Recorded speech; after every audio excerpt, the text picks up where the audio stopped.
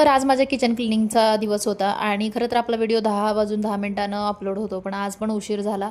कारण सध्या तरी काहीतरी काम करते, त्यामुळं मला घरी यायला 10:30 वाजले, त्यामुळं राहिलं. तर आज किचन क्लिनिंगचा दिवस होता. मस्तपैकी ह्या खिडक्या वगैरे घासून घेतल्या आणि मी ज्यावेळेस किचन क्लिनिंग करते ना, त्यावेळेस मी असा पसारा करत असते.